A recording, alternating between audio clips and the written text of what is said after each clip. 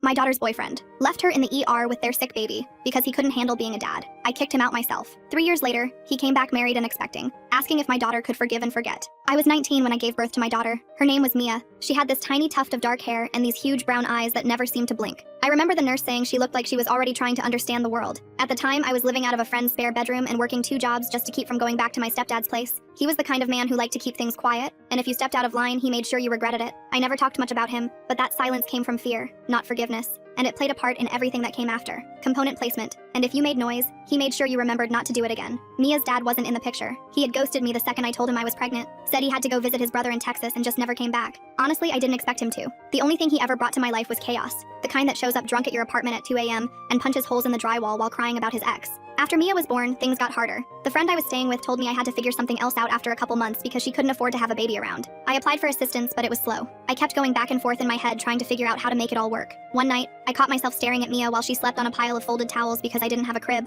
She was so peaceful. I remember thinking how unfair it was that she had to start her life this way, that maybe she deserved more than what I could give her. I didn't make the decision overnight. I went back and forth for weeks. But one day, after Mia got a really bad cough and I couldn't afford the medicine her doctor prescribed, I broke down in a CVS parking lot and called a counselor I had talked to once about open adoption. Her name was Claire. She had this soft way of speaking, like nothing could shake her. I told her I wanted to find a family that would give Mia the kind of life I never had. Claire found them, Hannah and Greg, high school sweethearts who had been trying to have a baby for almost a decade. They looked like a toothpaste commercial. Greg had this big dopey smile and Hannah had the kind of eyes that made you want to trust her. I met them once, gave them Mia the next day. I didn't even cry when I handed her over. I waited until I got back to my place and screamed into a towel for an hour. I didn't hear much after that. Claire told me it was a semi-open adoption. They would send letters and updates through the agency. For a while they did. I got pictures on her first and second birthday. Then it all stopped. Claire said they moved and the new agency wasn't responding. Eventually I stopped checking. Life moved on. I got a job that paid decent. I moved cities, started therapy, stopped dating guys who wore backwards baseball caps and had no drama in their bios. But I never stopped thinking about Mia, not even for a day. 15 years later, I was in line at the DMV trying to renew my ID when I got a call. My boyfriend at the time, Marcus, had just walked out on me the night before, took half our stuff, didn't even leave a note. So when I saw a random number pop up, I almost didn't answer, but I did. And I'll never forget the voice on the other end. She said, "Hi, is this? Were you ever named Emily Carter?" My stomach dropped. I hadn't used that name in years. I changed it legally after the adoption. I asked who was calling and the girl said, "I think you're my birth mom. I'm Mia." I swear my knees almost gave out. The lady behind me asked if I needed to sit down. I didn't even answer. I just walked out of the DMV without saying anything. I sat in my car with the phone still pressed to my ear. Mia told me she had found my name on a document in her parents' safe after they passed away in a car accident a year ago. She'd been looking for me ever since. She said she didn't want anything, just to talk, just to know. We met the next day at a diner halfway between our cities. She was taller than me. Same eyes, same laugh. When she hugged me, I almost lost it. We sat there for hours, just talking. She told me about her life, her adoptive parents, her school. She wanted to be a vet. I told her I used to volunteer at a shelter and she lit up like it meant everything. I told her why I gave her up. She didn't say much, just nodded and held my hand. But that night, after we said goodbye, she texted me. One line. She said, "I need to tell you something important, but not over text." It's been 2 days since then. I've called her 3 times and she hasn't picked up. I haven't been able to sleep. I keep thinking about what she needs to tell me. If it's something bad, if it has something to do with her parents, or with me. My mind keeps going places I don't want it to go. Like maybe she's sick, or maybe she found something else in that safe. Something worse. Something I don't remember, or something I never knew. I'm trying to be patient, but the longer she doesn't answer, the more it feels like something big is coming. I still don't know how I feel about it. I tried calling her again this morning, straight to voicemail. I left another message trying to sound casual, but my voice cracked halfway through. I hung up and threw my phone on the couch. Then I picked it back up and checked her social media. Nothing new since 3 days ago. Just a picture of her cat sleeping on her homework. I scrolled through her older posts looking for clues. Pictures with friends, school events, normal teenage stuff, nothing that screamed emergency. I made myself some coffee and sat at my kitchen table. My hands were shaking. I kept replaying our conversation at the diner, trying to remember if she seemed upset about something. But she had been so calm, so mature for 17, more put together than I was at 34. My phone buzzed and I nearly knocked over my coffee grabbing it. Just a spam text about car insurance. I wanted to throw the phone across the room. Instead, I opened our text thread again, read her message for the 100th time. "I need to tell you something important, but not over text." What could be so important that she couldn't text it? And why was she avoiding me now? I called in sick to work. My boss wasn't happy, but I didn't care. I couldn't focus on spreadsheets when my daughter was out there dealing with something alone. My daughter. It still felt weird to think that. For 15 years, she had been this abstract concept, this baby I gave away. Now she was real, and she needed something from me, and I couldn't help because she wouldn't answer her phone. I drove to the grocery store just to get out of the apartment,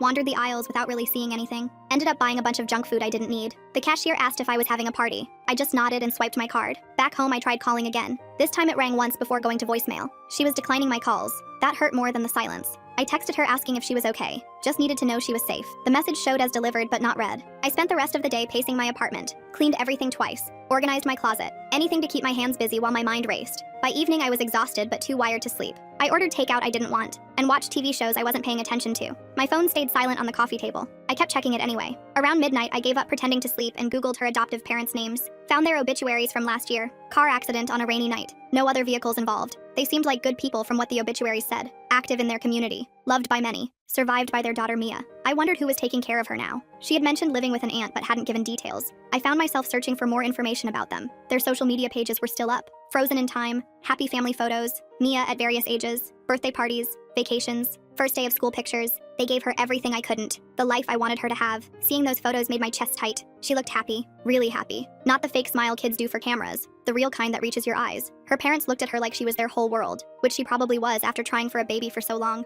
I closed my laptop and tried calling one more time. Straight to voicemail again. I left another message. Told her I was worried. That whatever it was, we could figure it out together. That I wasn't going anywhere. Then I lay on my couch staring at the ceiling until the sun came up. The next morning my phone finally rang. I grabbed it so fast I almost dropped it. Mia's name on the screen made my heart race. I answered before the second ring. She was crying. Not the loud kind. The quiet kind where you're trying to hold it in but can't. She kept saying she was sorry for not calling back. I told her it was okay, that I was just worried. She asked if we could meet again. Same diner. I said yes before she finished asking. I drove there going 20 over the speed limit the whole way. Got there 40 minutes early and ordered coffee I didn't touch. Just sat there watching the door. Every time it opened, I sat up straighter. When she finally walked in, she looked smaller somehow. Tired. Her eyes were puffy. She slid into the booth across from me and just stared at her hands. I waited. Didn't push. After what felt like forever, she looked up and said she was pregnant. 3 months. The words hit me like a truck. I must have made a face because she started crying again. I reached across the table and grabbed her hands. Told her it was going to be okay, even though I had no idea if that was true. She told me the whole story. The boy was someone from school, Austin. They'd been together 6 months. He was 18,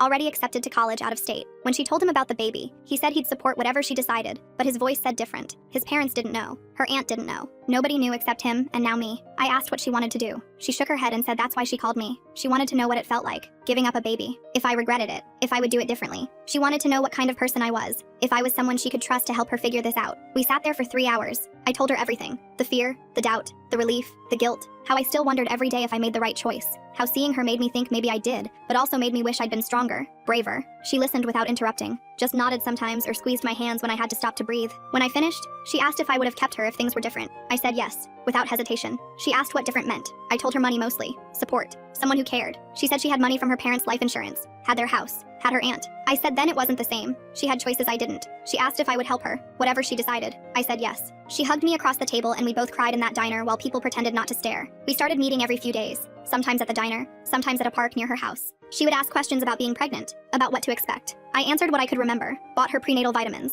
went with her to her first doctor appointment because she was too scared to go alone. The doctor confirmed everything was normal, healthy, asked if the father was involved. Mia said no. The doctor gave us pamphlets about options. Mia shoved them in her purse without looking. In the car after, she said Austin had started ignoring her at school, wouldn't even look at her in the hallway. His friends were acting weird too. She thought he might have told them. I wanted to find this kid and shake him, tell him to grow up, but I remembered being 18, remembered how Mia's birth father ran, how history likes to repeat itself. Instead, I told her she didn't need him, that she was stronger than she knew. She laughed and said I sounded like a motivational poster. Her Aunt Catherine finally noticed something was off. Started asking questions about why Mia was tired all the time, why she wasn't eating breakfast. Mia kept making excuses, but I could tell she was running out of them. I offered to be there when she told her. She said not yet. She wasn't ready. 2 weeks later, Austin's mother showed up at Mia's house. Mia called me crying, said the woman had been yelling, calling her names, saying she was trying to trap Austin, ruin his future. Catherine had kicked her out, but now she knew. Mia was hiding in her room, too scared to come out. I drove over without thinking twice. Catherine answered the door. She looked exhausted, older than her 45 years. She let me in without asking who I was, like she already knew. We sat at the kitchen table while Mia stayed upstairs.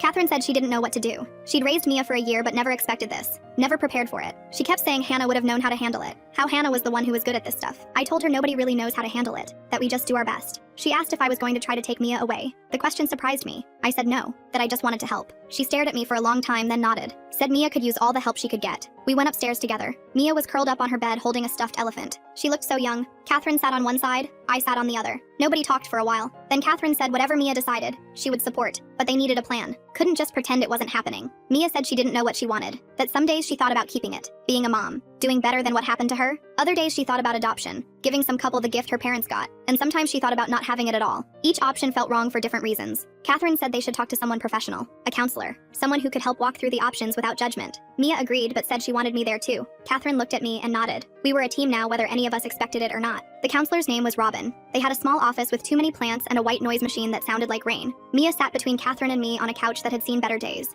Robin asked questions, gentle ones, about how Mia was feeling, what her concerns were, what support she had. Mia opened up more than I expected, talked about feeling scared, angry at Austin, confused about what was right. She said she kept thinking about me at 19, how I managed, how I decided. She wanted to know if the feeling ever went away, the wondering. I told her it didn't, but that you learn to live with it, make peace with it, that whatever choice you make it with the information you have at the time. You do your best. That's all anyone can do. Robin nodded and said that was well put. Mia squeezed my hand. Over the next few weeks, we fell into a routine. Doctor appointments, counseling sessions, quiet dinners at Catherine's house where we all pretended things were normal. Austin kept his distance at school. His mother tried to approach Mia once more, but Catherine threatened to call the police. She backed off after that. Mia started showing. Just a little. Enough that she wore bigger sweaters to school. Some kids noticed anyway. Rumors started. Mia pretended not to care, but I could see it wearing on her. She talked about switching to online school. Catherine was against it. Said Mia shouldn't have to hide. But it wasn't Catherine walking those hallways. One night, Mia called me at 2 a.m. She was crying. Said she felt the baby move for the first time. Just a flutter. Like bubbles. It made everything real in a way it wasn't before. She asked if I remembered feeling her move. I did. Every flutter. Every kick. I told her it was normal to feel overwhelmed. That it was a big moment. She asked if it made me want to keep her more. I said yes. She said that's what she was afraid of. The next day, she told Robin she was leaning toward adoption, but a different kind than mine. Open, where she could know the baby, watch them grow up, be a part of their life in some way. Robin said that was definitely an option, that many adoptions worked that way now. Mia looked at me and asked what I thought. I said if that's what felt right to her, then it was the right choice. Catherine was supportive, but I could see the relief in her eyes.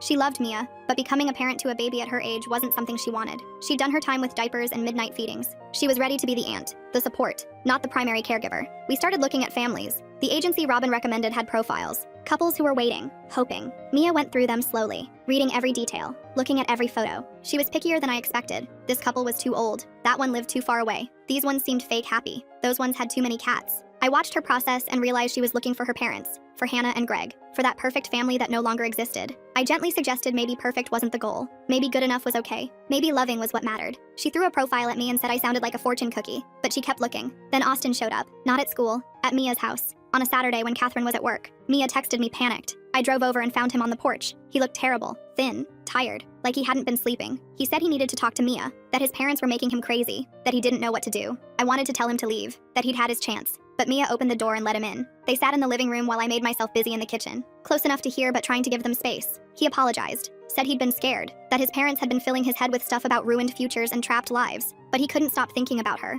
about the baby, about what kind of person he was being. Mia told him about the adoption plan. He got quiet, asked if that's what she wanted or what everyone else wanted. She said she didn't know anymore, that every choice felt like losing something. He said he had money saved, from working summers, that his grandfather left him some too, that maybe they could figure it out, together. I wanted to interrupt, to remind them both how young they were, how hard it would be. But I remembered being 19, thinking love could solve everything, thinking money was the only obstacle. So I stayed quiet and let them talk, let them dream a little. Reality would come soon enough. Austin left after an hour, said he needed to think, to talk to his parents, to figure out if he could do this, really do it, not just say the words. Mia looked shell-shocked after he left. I sat with her and didn't say anything, just rubbed her back while she processed. That night she asked me what I would do if Mia's birth father had come back, said he wanted to try. I thought about it for a long time, then told her honestly I didn't know, that it would have changed everything, maybe for better, maybe for worse. But that dwelling on what-ifs was a good way to make yourself crazy. She said she felt pulled in different directions. Everyone wanted something different from her. Austin wanted to play family. Catherine wanted her to finish school without a baby. The counselor wanted her to make her own choice. And she thought maybe I wanted her to keep it, to do what I couldn't. I told her that wasn't true,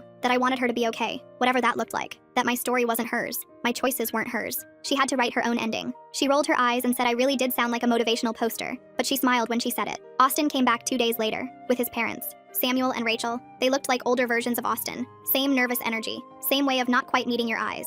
They sat stiffly in Catherine's living room while Mia and I sat across from them. Catherine stood by the door like a bouncer. Rachel did most of the talking, said they'd been wrong, that they'd reacted out of fear, that if Austin wanted to be involved, they would support him, help financially, babysit when needed, whatever it took. Samuel nodded along but looked like he'd rather be anywhere else. Austin kept glancing at Mia, looking for signs of what she was thinking. Mia asked what changed their minds. Rachel said Austin hadn't been eating, wasn't sleeping, was walking around like a ghost, that they realized forcing him to abandon his child would hurt him more than having one young. That family was family, even when it came unexpectedly. It sounded rehearsed, like something they'd practiced in the car, but Austin looked hopeful, reached for Mia's hand. She let him take it. Catherine made a sound that might have been disapproval. I stayed quiet. This wasn't my choice to influence. After they left, Mia said she was more confused than ever, that having Austin and his parents involved changed things, made adoption feel like giving up instead of giving a gift, but keeping it still felt impossible, like playing house, like pretending to be adults when they were still kids. I I suggested she take a break from deciding, that she still had time, that maybe living with the uncertainty for a while would help clarify things. She said uncertainty was all she'd felt for months, but she agreed to stop pushing herself for an answer.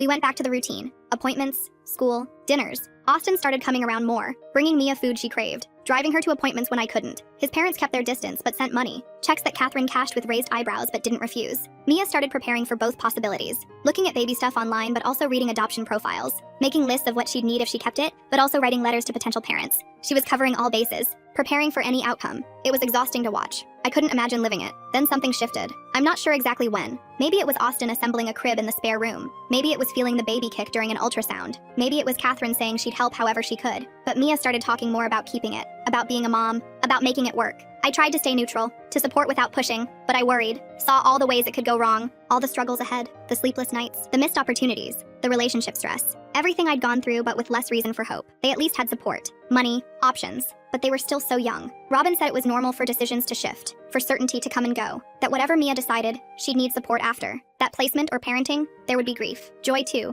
but grief for the path not taken, the life not lived. I knew that feeling well. A month before her due date, Mia made her choice. Told me first. We were sitting in my car after an appointment. She said she was keeping it. Her. The baby was a girl. She'd known for weeks but hadn't told anyone. Said it made it too real. But now she was ready for real. Ready to be a mom. I hugged her and said I'd be there. Whatever she needed. She cried and said she was terrified. That she didn't know how to be a mom. That she barely remembered her own. I told her nobody really knows. We all just figure it out as we go. Love our kids the best we can. Make mistakes. Try again. That's all parenting really is. She asked if I wished I'd kept her. I said sometimes. But that I couldn't regret the life she'd had, the parents who loved her, the opportunities she got, that maybe everything happened how it was supposed to. She said that was a cop-out. I said maybe, but it's how I sleep at night. We told Catherine that evening. She took it well, said she figured that's where things were headed, that the spare room was basically a nursery already, that Austin had been acting like an expectant father for weeks, that denying it wouldn't change it. Mia hugged her and cried. Catherine held her and said it would be okay. They'd figure it out. Austin was thrilled, picked Mia up and spun her around until she yelled at him to put her down. His parents were less enthusiastic but trying. Rachel started buying baby clothes. Samuel offered to pay for daycare.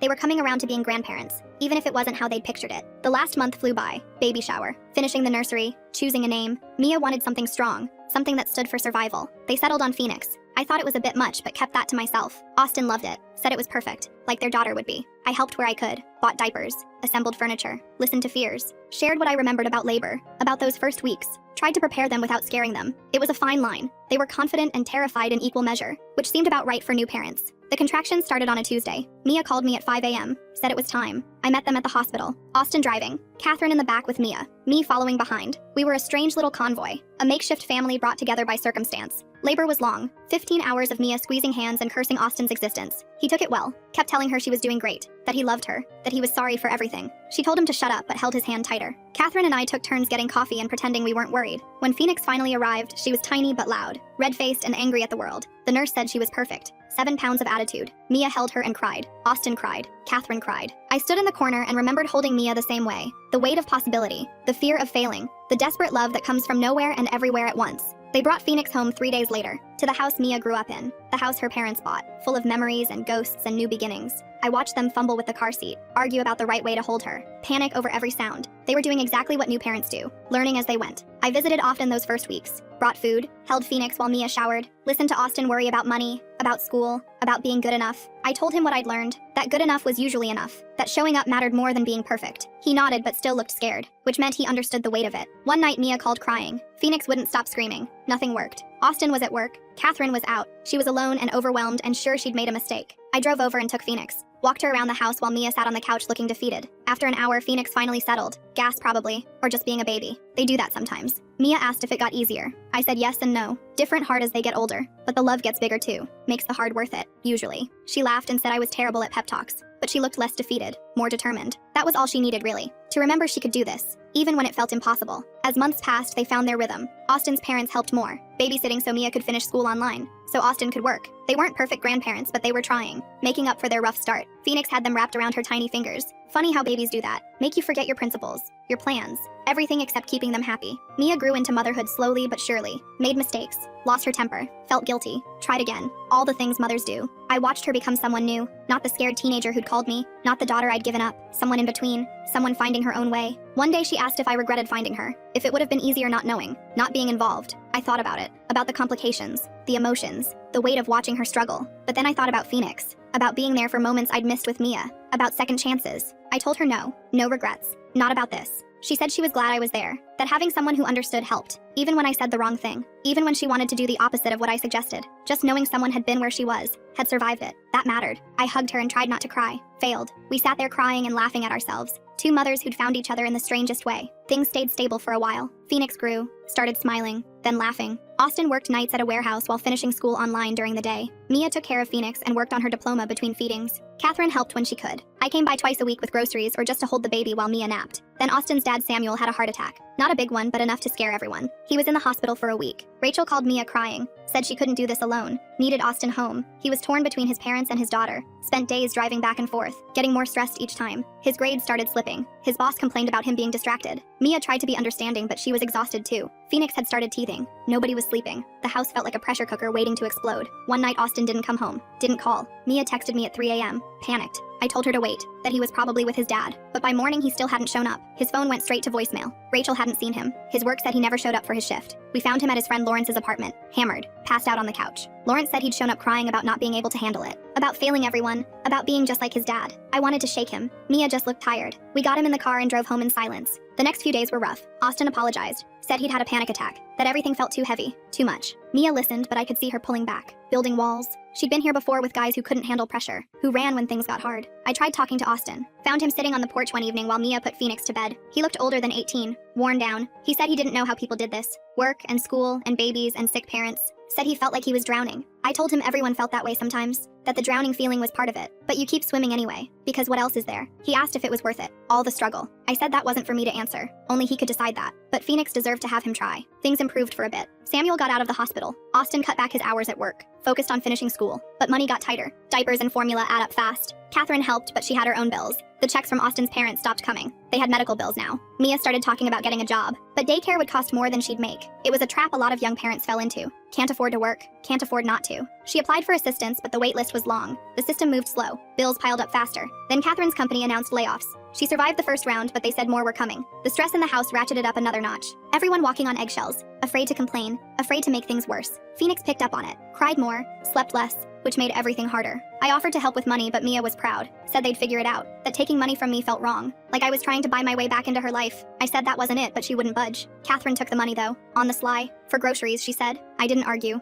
Austin graduated but couldn't find better work. Everyone wanted experience he didn't have, or availability he couldn't offer. He got more frustrated with each rejection, started snapping at Mia, at Phoenix when she cried. The boy who'd spun Mia around was disappearing, replaced by someone harder, angrier. The breaking point came when Phoenix got sick. Just a cold, but her fever spiked. Mia wanted to take her to the ER. Austin said they couldn't afford it. They fought while Phoenix screamed. Catherine tried to mediate, everyone yelling. I showed up in the middle of it, took Phoenix to the ER myself, paid the bill, didn't ask permission. She was fine. Infant Tylenol and rest. But the fight had broken something. When we got home, Austin was gone. His stuff still there, but he wasn't. Mia didn't cry, just held Phoenix and stared at nothing. Catherine made tea nobody drank. I sat with them until Austin came back around midnight, smelling like beer and cigarettes. He slept on the couch that night, and the next, and the next. Mia stopped trying to talk to him. They lived like roommates, passing Phoenix back and forth, speaking only when necessary. Catherine and I watched it fall apart, unable to fix it. Some things can't be fixed by other people, only survived. Rachel called one day, said Austin had been staying with them some nights, that they were worried, that maybe he wasn't ready for this.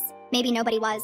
She asked if Mia would consider adoption, even now, said they knew people, good people, who would love Phoenix, give her everything. I wanted to hang up on her, but I told Mia about the call. She needed to know what they were thinking. She laughed, not a happy laugh, said of course they wanted that, the easy way out. Pretend none of this happened. Start fresh. She said Phoenix wasn't a mistake to be erased. She was a person, her person. But the seed was planted. Late at night when Phoenix wouldn't sleep, when the bills came due, when Austin didn't come home, again, Mia would look at me and I could see the question. What if? What if she'd chosen differently? What if she still could? I never answered. Couldn't. It wasn't my choice to make. Austin moved out officially after 6 months. Said he needed space. Time to figure things out. He'd still help with Phoenix. Still be her dad. Just not there. Not every day. Mia nodded and helped him pack. No tears, no begging, just resignation, like she'd been waiting for it. He kept his promise for a while, came by twice a week, took Phoenix for afternoons, brought diapers when he could, but then his visits got shorter, less frequent. He'd cancel last minute, say work called, or his dad needed him, or his car broke down. Always something. Mia stopped expecting him, stopped planning around his promises, started building a life without him, got her diploma, applied for community college, found a work-from-home job doing data entry. Nothing fancy, but it paid. Catherine watched Phoenix during her shifts. I helped when I could.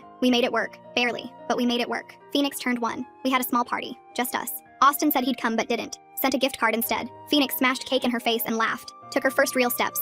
Said mama clear as day. Mia cried happy tears. The first in months. Things settled into a new normal. Hard but manageable. Mia got stronger. More confident. Stopped looking at her phone waiting for Austin to text. Stopped jumping when someone knocked. Started making plans that didn't include him. College classes. Maybe nursing. Something stable. Something that paid enough to really live. Then Austin showed up one random Tuesday. With a girl. Kimberly. Blonde. Perky. Pregnant. They stood on the porch like they were selling something. He wanted Mia to meet her. Said she was important to him. That they were together now. That he wanted to do things right this time. Mia held it together until they left. Then threw a plate at the wall. Screamed. Cried. Said every curse word she knew. I held Phoenix in the kitchen and let her rage. Sometimes you need to break things. Feel the sharp edges. Before you can start cleaning up. She didn't see Austin for 2 months after that. He texted asking about Phoenix. She ignored him. He sent money. She cashed it but didn't respond. His parents called Catherine. Asked to see their granddaughter. Mia said no. Not until Austin apologized. Really apologized. Not just words. But Phoenix started asking for data. Not really. Just babbling. But it sounded close enough. Mia would freeze every time. Look guilty. Like she was stealing something from her daughter.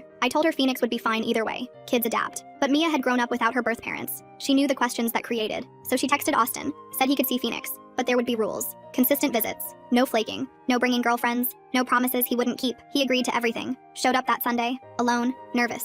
Phoenix didn't recognize him at first, then smiled, reached out. He cried holding her. They found a rhythm. Awkward but functional. Austin took Phoenix every other weekend. Brought her back fed and happy. Didn't talk much to Mia. Just logistics. Pickup times. Doctor appointments. School events when Phoenix got older. Business between people who made a child but not a life. Mia started dating eventually. A guy named George from her biology class. Older. Divorced. Understood complicated. He was good with Phoenix. Patient. Didn't try to be her dad. Just a friend. Then more. Mia was careful. Slow. But happy. I could see it in how she smiled again. Austin got married. To Kimberly. Had another daughter. Quinn. Posted happy family photos on social media. Mia never commented, but I knew she looked. Compared. Wondered. I told her his life wasn't her failure. People take different paths. Find happiness in different ways. Or don't. But it's not reflection on anyone else. Phoenix grew. Smart like her mom. Stubborn like both parents. She knew Austin was her dad. Saw him regularly. But Mia was her anchor. Her safe place. The one who was always there. Who never left. Who chose her every day. Even when it was hard. Especially then. Catherine retired early. The layoffs finally caught her. But she seemed relieved. Said she was tired of pretending to care about spreadsheets. Started a garden.